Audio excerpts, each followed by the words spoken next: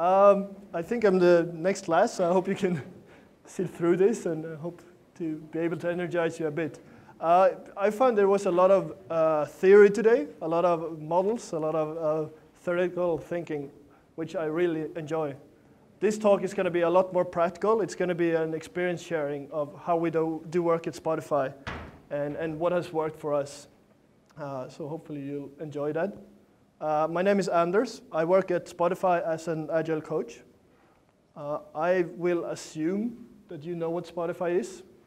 The really, really short version of Spotify is that we want to change the world, and we want to change how people listen to music. So it's a good vision, right? So we really want to create the right music for the right moment. And what's happening at Spotify right now is that we're growing really, really fast. So if you go back 2 years in time, we were 60 developers. And if you go back 3 years in time, we were 30 developers. So 3 years back, we were just 30 developers sitting in a small office in Stockholm and just hacking away.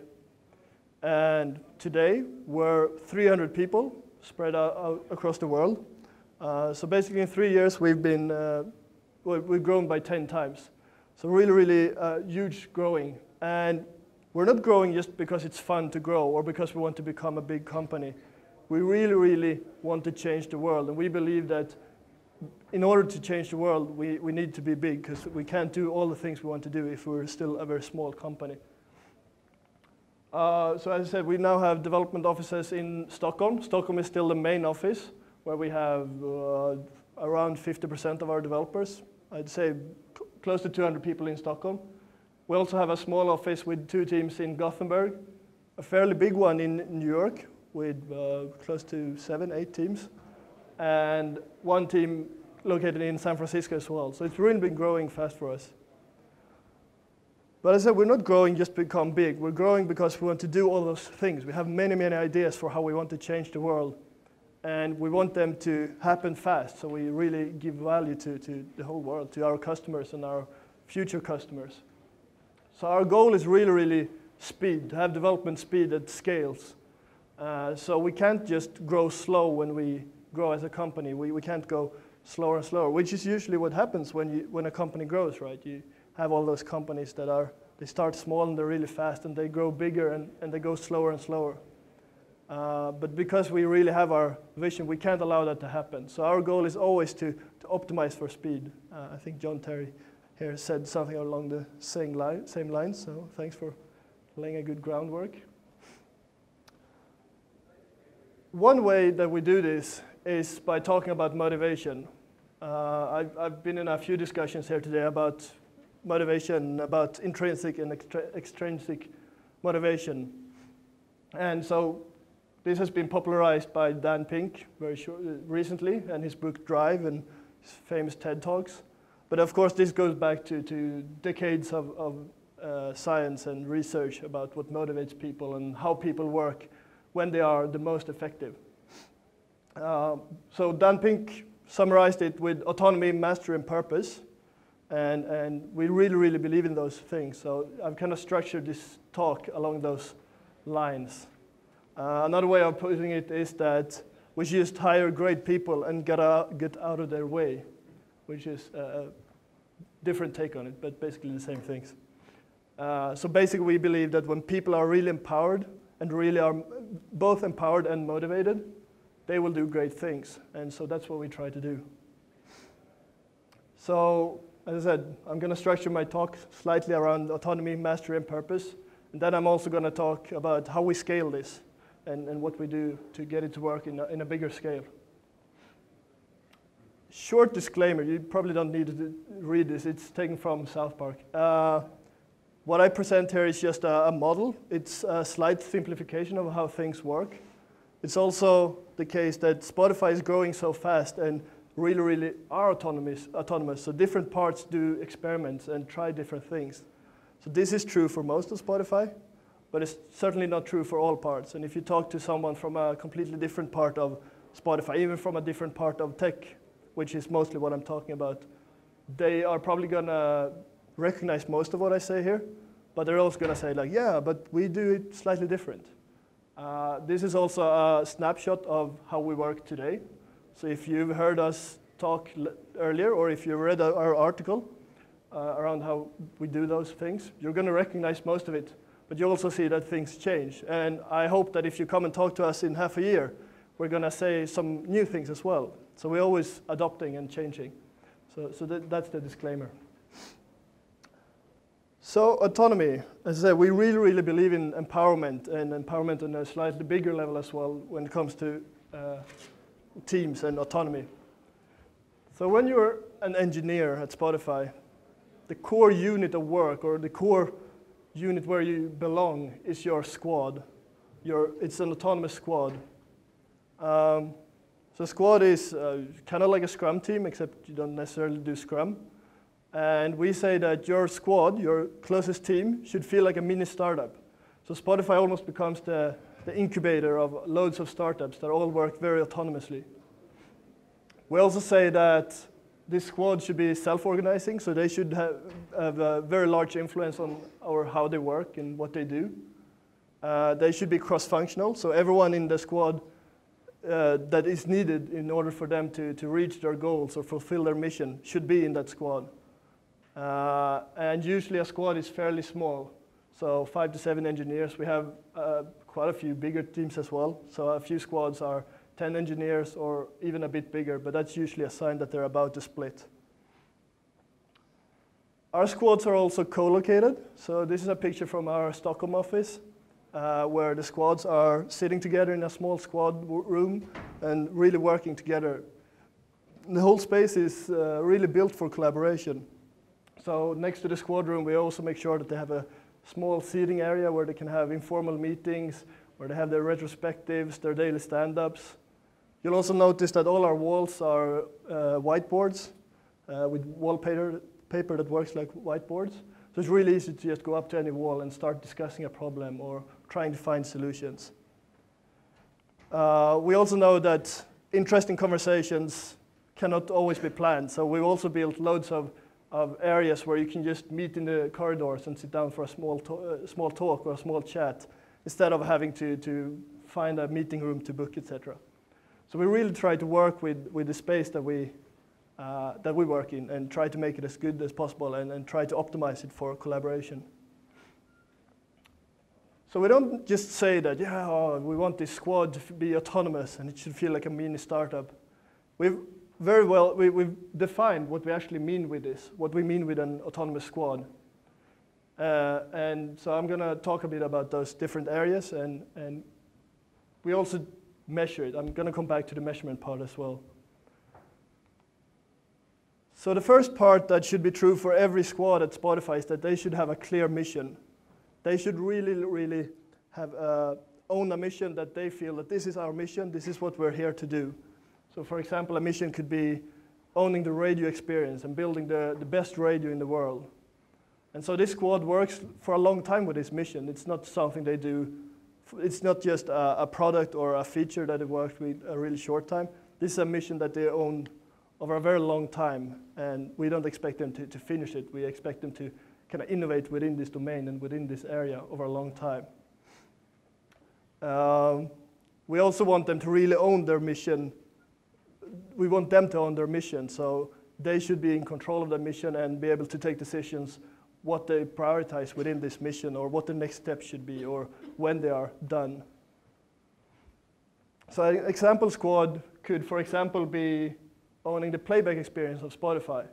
So the squad focuses only on the experience of playing music at Spotify, and when you press the play button, it should really start playing immediately, and you shouldn't have any hiccups in the music playback, etc.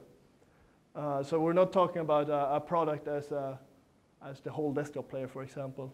Another squad might be the radio squad, as I said, so owning the radio experience and really building a good radio experience.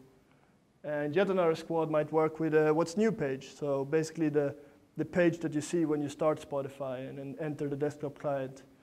And until very recently, at least, we had one squad building every mobile platform. And today that's kind of changing and moving towards being more of a platform and having more teams building on top of mobile. but until recently we had one squad working with every mobile platform. We also want every team to have a dedicated product owner. And so we really want the product owner to sit with the team and to be considered part of the team. And when it really works well, the product owner is just one of the team members. So he's the business expert, of course, coming in with lots of information and knowledge about what they should prioritize, what the business needs are, etc. But it's not the one taking all the decisions for the team. He really involves the whole team in those discussions. And because you're working with a mission over a very long time, everyone in the squad becomes business experts as well. So when you've been working with radio for a year, you start to learn that domain and start having your own own ideas for what you should be doing, and those are usually very valuable. So for example, one of my teams that I work with, they spent 2 days on an offsite setting the roadmap for the quarter, and that was not just the product owner coming there and presenting, like this is our roadmap now, let's break it down. That was the whole team getting together and brainstorming, bringing in ideas, and really working together in how we should prioritize it and what is the actual user value here and how should we do this. We also say that every squad should have a process that fits them. So this means that some squads are running kind of Scrum by the book or Scrumbot, and others are running some kind of Agile without having a name, and others are just working in a continuous flow and applying Kanban, and you see all sorts of mixes. So every squad is working in a way that fits them well, and I guess that's one of my challenges as an Agile coach, is to be there to support them in finding this process and to challenge them to see, is there anything else you could change in your process, or what could the next improvement we can do be? But it's really up to every team in how they work. And this is a shift that's been happening over time. So if you go back 2 years in time, everyone was running Scrum and synchronized sprints, etc. But now we're much more flexible in terms of what processes they use. We also say that a squad should really, it should be easy for them to get live, to release their things. So they own their mission, and they should be able to take the decision that, yeah, we think that now is the time to push this feature or this product live to new users. And it should also be technically possible for them to do this. So they should never depend on another team in order to get their things out. They should be able to get their things from idea to implementation to customers very, very fast, and it should be easy, and they should not depend on other teams to do that. We also say that they should be able to influence their work. So as a squad member, you should be able to decide what you are working on, what tasks you're working on. We also don't have any office hours, so you can come and go as you want, as long as it fits the team, which means that one of my teams used to have their morning meetings at 11:30, because that was a good morning meeting for them. And then also some people were not there yet. So it's very much up to them. We also allow them we encourage them even to take hack days. So 10% of their time they should spend on their own projects or own ideas, which has been a challenge actually to make them use this time. But we think it's really, really good for innovation and kind of learning in the job, and then kind of bringing in new techniques, tools, etc. We also say that a squad should really have organizational support. So even though you are this autonomous squad and you're like a small mini startup, you should not be on your own. So if you have problems that you cannot solve, you should know where to go in the organization, who to contact to get help with this. So for example, if a squad feels that we need to hire someone, perhaps they can't solve that in the squad. They should know who to go to in the organization to get that help. Or if they have a technical challenge that they can't solve themselves, they should know where to go in order to get that help. The last part is that a squad should have an Agile coach like me. So we Agile coaches usually work with 2 or 3 teams, it varies a bit, and kind of help them in finding a process that fits them, in challenging them, and in general just helping them to become more and more effective. So are we there yet as a company? And this is where I came back to we have this definition of how we work or how we want it to work in the organization. And so what we do is go out to all our squads and we actually ask them, like, how is it working? So we're sending out surveys to them and allow them to answer them, and then bring the whole squad together and discuss the results. And so this is not at all meant as a performance review of the squad. This doesn't affect their salary, or no one will come to them and say, how come you're only doing yellow here on easy to release? Why is it so hard for you to release? This is only meant as feedback to the whole organization and to management in knowing how well we're doing as an organization and where we need to improve. How close are we to our vision of how it should be to work at Spotify? So we go out and we do this every quarter or every half year and get this information in. And then we do this with all our squads. And this is super valuable for us. So this allows us to start seeing patterns of overall the squads. So for example, this would show us, this is a real result from, I think, Q1 last year. And it shows a couple of squads. And this would show us then that there's 2 squads here without an Agile coach. We clearly need to hire someone. So this is a very clear opportunity for the organization to improve. We also see that 2 squads are having problems releasing, so we need to do something here. It doesn't tell us what we should do, but at least it shows us an area where we desperately need to improve and where we need to dig deeper to understand what the problem is. This also shows us the trends over time. So are we improving or are we getting worse?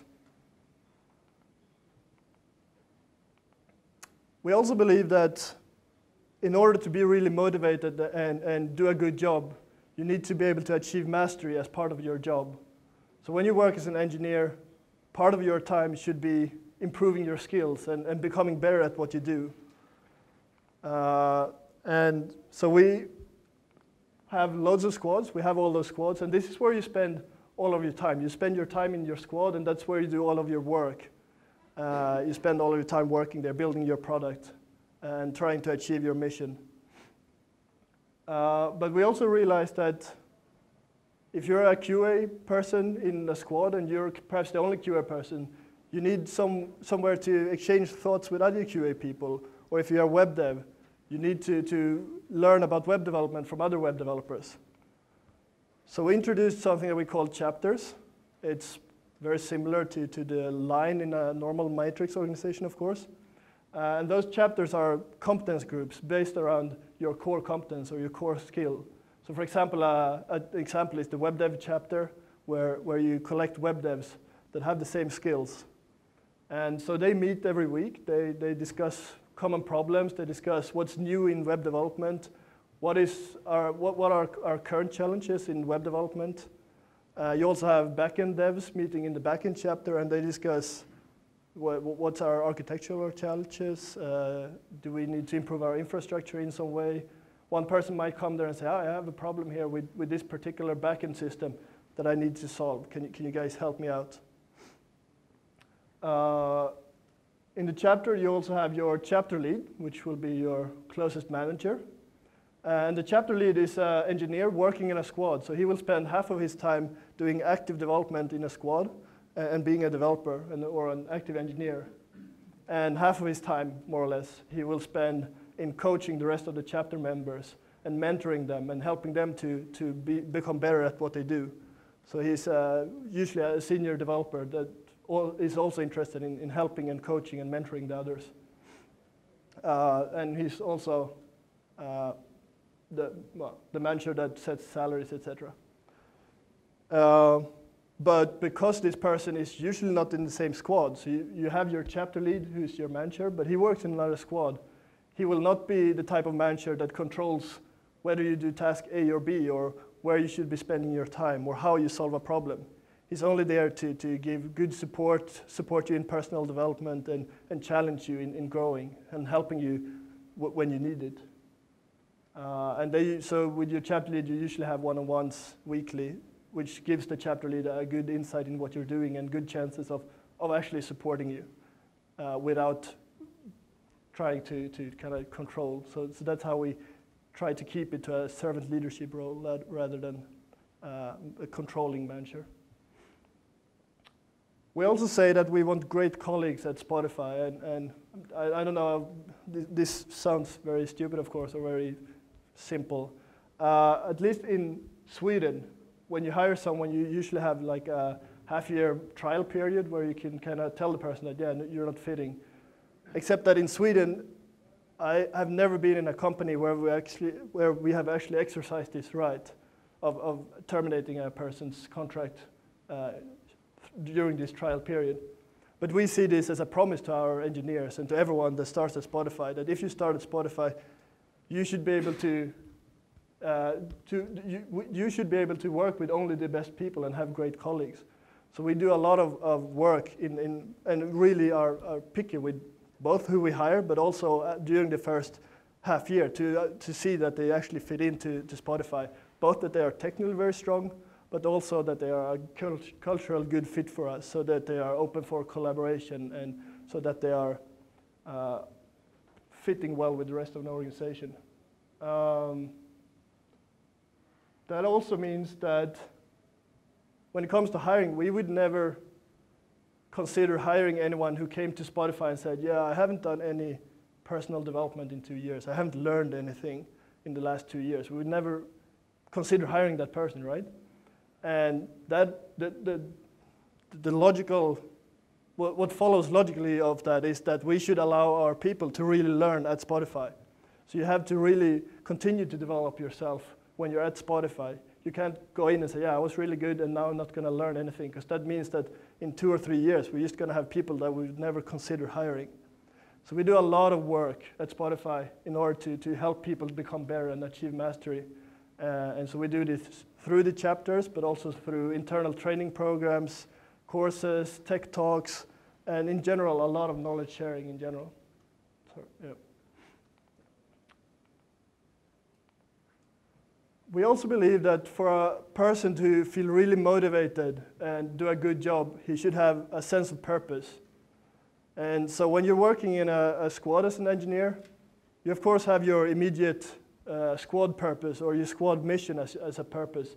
You're working towards that mission, and you should really feel that you believe in this mission and that you subscribe to what you're trying to achieve, that you think that this is important. If not, we encourage people to move to another squad where they really believe in that mission. But we also think that it's important for people to see the connection between what the company tries to do and the company vision and what you do on a daily basis. We have loads of ways of doing this, and one of the ways we're doing is something called OKRs, so Objective Key Result. So for every quarter, we set objectives on a company level and then kind of let it ripple down through the different levels down to a squad. With both objectives and then specific key results, which is like, this is the objective we're trying to achieve. Key results is more specific and measurable goals that you're trying to achieve this quarter. And through those OKRs, you get a hierarchy of OKRs and goals. So it allows people to really see, like, okay, so this is what I'm doing, this is what we're doing in a squad, but it also allows them to see how that connects to the overall goal of the company. So as an engineer or as a squad member, you have different kinds of support from the organization. So you always have your product owner who is there to answer, why are we doing this, or what are we actually focusing on right now? And then you have your chapter lead that will give you support in how should you solve this, or help you solve this in a good way. And another squad member, of course, goes to the same product owner for support in why we're doing this or what we're doing, but might have another chapter lead because he has another skill set, so he needs a different kind of support in how we're going to solve this. And then the Agile coaches are there to support the whole squad in how they're working together and how they interact with each other and how they collaborate. And so this at least loosely connects to purpose, mastery, and autonomy, right? And so now we come to the really interesting part, and this is scaling this. So when it comes to Agile, I think Agile and all the different Agile methodologies are fairly easy to get to work if you're only looking at one team or a couple of teams. The really tricky part is when it comes to making it work for a lot of teams. So right now at Spotify, I think we're more than 40 teams right now. And then it starts becoming a challenge. So what usually happens in companies when they grow is that they're starting having problems or challenges. So for example, they start having problems with quality, or they start seeing a need of project coordination, or you start having a challenge with release coordination, or you have change management that needs to happen. And what a lot of companies do when they grow and they start seeing those challenges is that they hire people.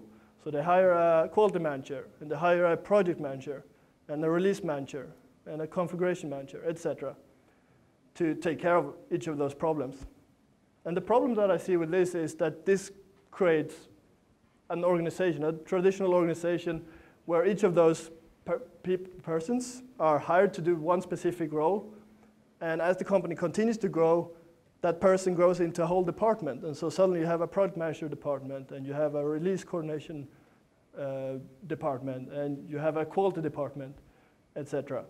And this becomes a company that is very, very hard to change. And it's very hard for this company to adapt to changes because people are specifically hired into one specific role, and they're in a very specific part of the company.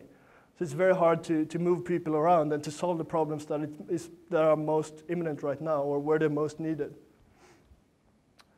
So what we do at Spotify is that we introduce something called tribes instead. I apologize for the picture. It's a bit offending. That's what the disclaimer was for. So we introduced something that we call tribes instead, as a way of giving support to all those 40 teams without creating very strict and static structures that was hard to change. So tribe is when you take all those squads that we have and chapters, and so we created tribes around those. And right now we have then multiple tribes. So a tribe is a group of squads, and we've grouped them around a specific mission. So we started seeing that squads was having, there were squads with very similar missions. So for example, we had squads with the mission of building infrastructure. We started having a couple of squads, and we started seeing that those are acting under very similar circumstances, and they're trying to achieve the same goal. So it made a lot of sense to create a tribe from them and put them in the same tribe, kind of helping out each other and learning from each other. We also have squads that have very separate missions, but that have very similar circumstances. So my tribe is a tribe that works with, it's called More Than Music. So all the squads in this tribe are working in end-user facing features. Each of those missions are very different, but they are working in a very similar circumstance. So they usually have a couple of web devs, some mobile devs, some backend devs, and have the same set of challenges. So although their missions are not very well aligned, they have loads to learn from each other and solve the same kind of problems. So right now I think we have 6 or 7 tribes in Spotify, and a tribe is usually anywhere between 3 or 4 squads up to 10 squads. Our guideline is that a tribe should never be more than 100 to 150 people. And this is based on the Dunbar number, that this is the number of people that you can actually know well enough to know their names, to recognize them by face, and you can interact with them on a daily basis without getting confused. And that's also the limit we reached. So when we reached 200 people in tech at Spotify, we started having those problems where people didn't recognize each other even, and it made collaboration a lot harder. So creating those tribes was a way for us to encourage collaboration again and bringing together people in a smaller context where they could really help out each other. And so they were based around those missions or around having very similar circumstances. And they meet together and discuss problems, of course. And I think this is a picture from a tribe demo where they're just showing what they've been working on lately and sharing with each other.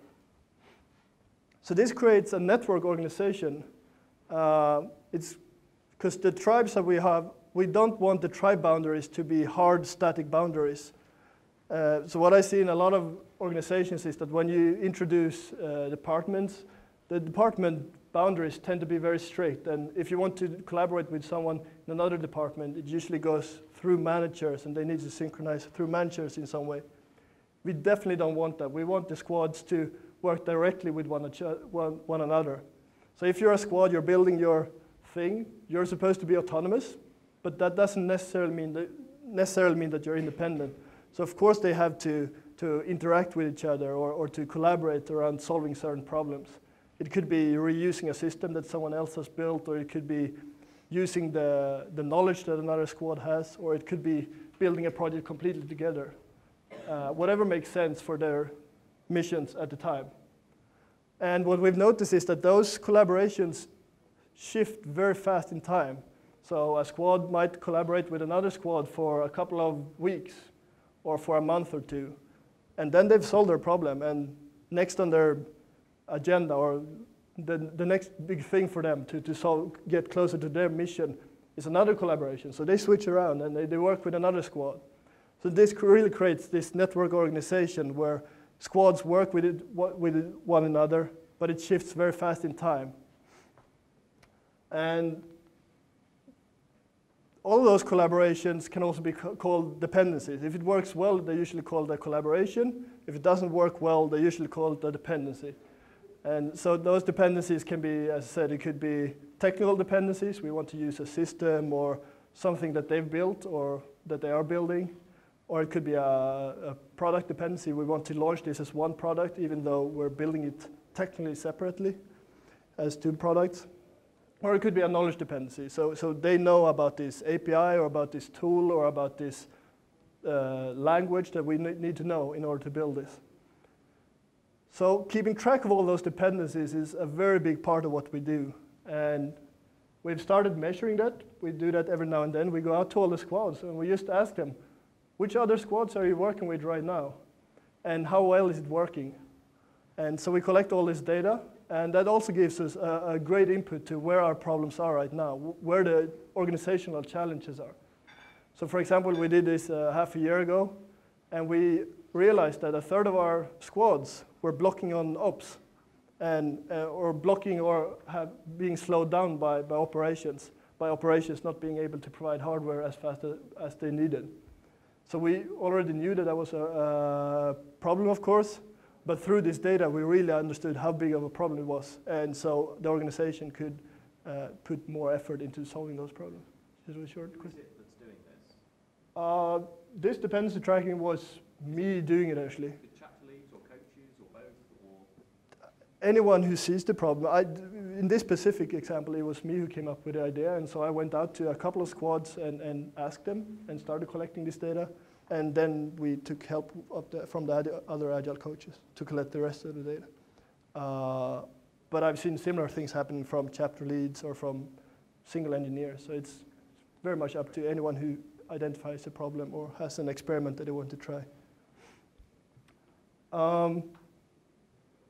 So that's really the core of what we do. We really believe in this autonomy and having the teams be truly autonomous and being able to solve their own problems. But we also want them to collaborate, because working completely independently will not build great products that will change the world. We will need a lot of collaboration. So the real trick here is to not remove all the dependencies or all the collaborations, but to make them work really well. And that's a big part of the Agile coach's role. It's a big part of chapter leads' roles to reduce those problems, and also a big part of everyone's job, basically, to make this run as smooth as possible. So one of our keys, I guess, then to scaling Agile is to not scale, in a sense. So we try to keep the teams small. We try to keep them separate. We try to keep them autonomous. And we try to make it so that every engineer has a really small squad and they can really focus on their mission. And when they need to collaborate with other squads in order to build something better or bigger, that works also. That works in a good way for them. So that's our goal, basically. Right, I'm not sure how many slides more I have. Can you wait a few seconds? Yeah, go ahead. I was just going to say, I'm really interested. We have lots of teams and lots of distributed teams, and we quite often find that they're working on similar innovations, or they've decided they want to fix a similar problem in a different way.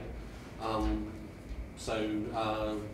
do you keep the visibility high enough so that you can share that learning effectively, or stop people going down a blind alley if another seems to really try it?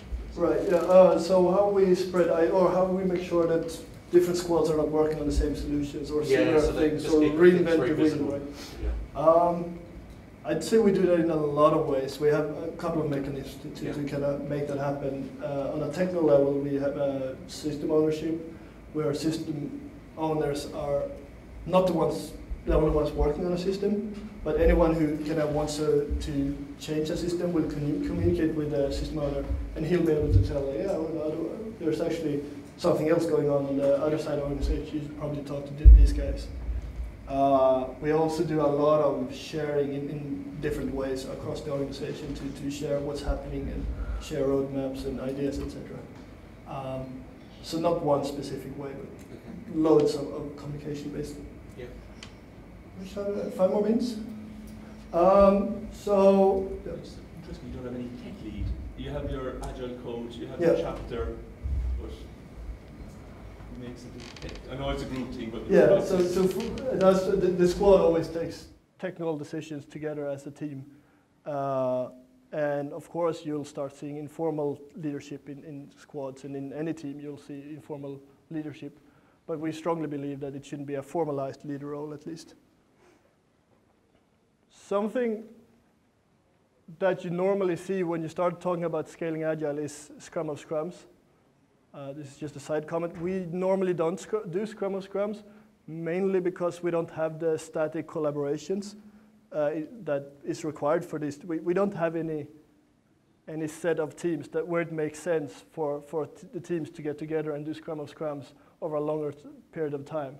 We do see Scrum of Scrums happening sometimes on demand when they are collaborating for a month or 2 or 3 together. Then they start coming together and doing Scrum of Scrums. But usually they're so autonomous and the collaborations shift so quickly that it doesn't really make sense for us. We also have something called guilds. This is basically a realization that we had all those chapters, and when we started splitting the chapters into tribes, we suddenly had web developers over here who became really, really good at doing web development, and we have web developers over here in another chapter, in another tribe, and they were also becoming really good, but they were not sharing knowledge across the whole organization. And so we created guilds it started as a combination, just put all the chapters together, and they can talk about back-end development across Spotify, not only in their tribes. But then we realized that it was probably other people interested in back-end development or in Agile or in web development. So we also opened up the guilds and allowed other ones to join the guilds. So right now the guilds are more of a community of interest, and they usually meet every 3 months or every quarter or every half year, and have an on-conference just to share information.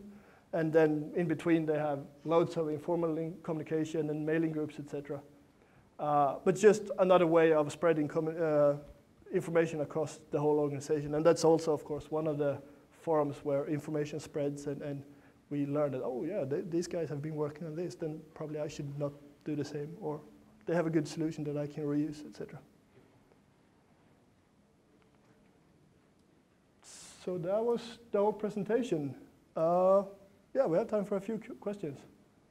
Do we have one over here? Sorry.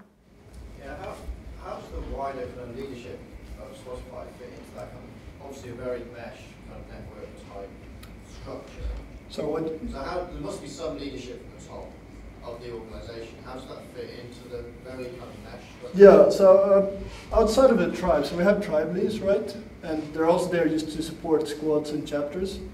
And the level above that is all of tech. So tech is one of our departments at Spotify. And so we have our CTO there. And I think he's part of the board for the whole company, actually, together with our CEO, our CPO. So that's product and tech are separate departments. So product is a department that very much mirrors how tech looks in terms of having a CPO and then product owners for every squad, basically. Yeah, so one of the big things about Kanban is the prioritization of work and managing the flow of work. How does that kind of filter down through the organisation? Or does it actually come up at the bottom of people within the tribe? A lot of it comes up from the bottom. So most squads are so autonomous that they decide by themselves what to do. And then management is involved in a much bigger scale of like, what missions should we have? Is this mission so important that we need to have 2 squads working on it, or 3 squads even? But most of it is bottom up. And then for a few core ideas that we have right now, it tends to be higher attention from management, where they get more involved in like being part of setting an agenda, or at least being part of discussions. And then it's usually also a collaboration of multiple squads around that particular idea. And those, for us, that's a big project, and then it's usually 5-6 squads working together for half a year. So there's no single owner of product strategy. It's kind of Yeah, we have a CPO who's, I guess, the head of product, and then thinking about our overall product strategy. Yeah.